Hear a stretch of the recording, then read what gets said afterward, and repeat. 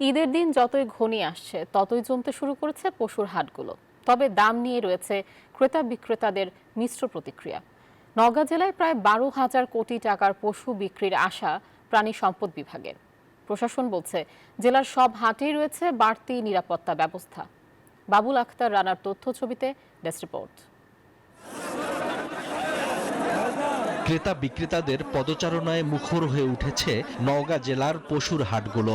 বাড়ছে ব্যবসায়ী ও ক্রেতা বিক্রেতার সংখ্যা। হাটে প্রচুর গবাদি পশু আমদানি হলেও দাম নিয়ে রয়েছে ক্রেতাদের মিশ্র প্রতিক্রিয়া। কুরবানি হাটে এখানে খুব সাশ্রয় এবং যথেষ্ট আমদানি এবং সাধ্যের মধ্যেই দাম। কুরবানির জন্য গরু কিনতে আসছি, তো গরুর বাজার অনেক বেশি, গোটা হাট ঘুরে দেখলাম। তবে জেলার বড় হাটগুলোতে এখনো বহিরাগত ব্যবসায়ীদের আগমন তেমন ঘটেনি। এদিকে ভারত থেকে গরু না আসায় দেশীয় গরুর দাম বেশি, লাভবান হওয়ার আশা বিক্রেতাদের। দেশি গরুর চাহিদা বেশি এবং ওই 40, 45, 50, 55, 50, 60 পর্যন্ত আছে। গরু বা মোষ আসে না আসার জন্য আমরা একটু দেশি গরুগুলার একটু দাম একটু ভালো পাচ্ছি। পশুর হাটকে কেন্দ্র করে জেলার সড়ক মহাসড়কে চাঁদাবাজি বন্ধ সহ পশুর কেনাবেচা নির্বিঘ্ন করতে কঠোর অবস্থানে রয়েছে পুলিশ।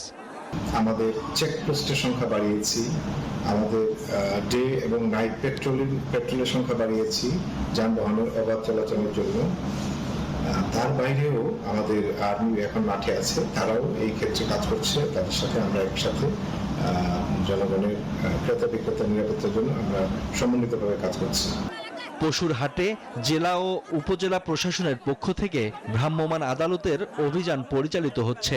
নওগাঁ জেলায় ছোট বড় প্রায় 104টি হাট বাজার রয়েছে। স্থায়ী পশুর হাট রয়েছে 41টি।